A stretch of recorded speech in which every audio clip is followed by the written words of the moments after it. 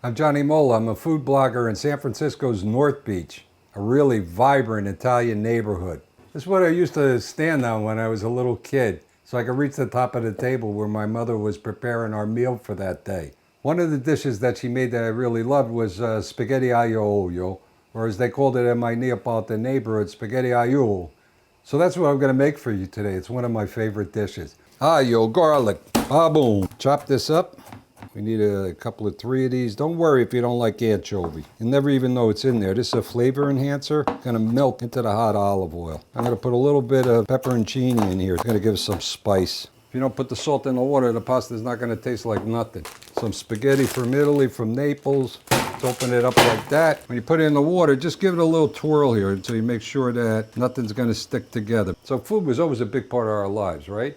Anytime people gathered around, you had to have something to eat. And you had to have a lot of something to eat. There used to be a saying, non scumbari. You got to make sure you don't run out of anything. Non scumbari is you don't want to be embarrassed.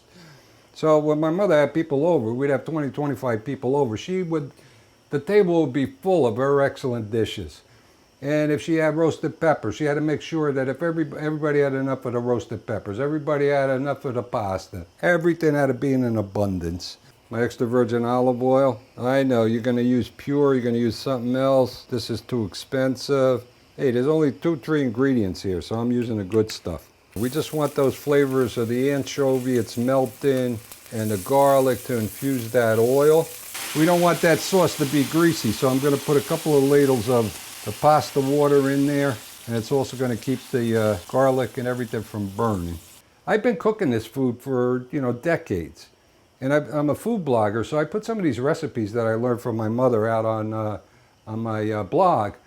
And people will write to me. They say, oh, my nonna used to make the spaghetti aglio olio. She never gave me the recipe. I just have memories. I can't. Well, now, follow these recipes. You can make them for yourselves. You don't only have to reminisce. You can fata mangiare now. And if you come to my house, I got a rule. There's got to be one more bottle of wine drunk than there are people at the table. So maybe if you're lucky, I'll give you an invitation. Don't use no strainer, no colander, nothing like that. Take the pasta out like this. You don't care if you get a little bit more water in there. And see, by adding that water, we're gonna have a nice sauce. Off the heat, I'm shutting the heat over here. And now I'm gonna put some pecorino.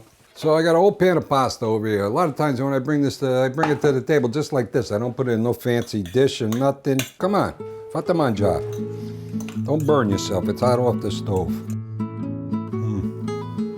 Oh my God. Where's my stool? I should stand on it. It reminds me of cooking with my mother.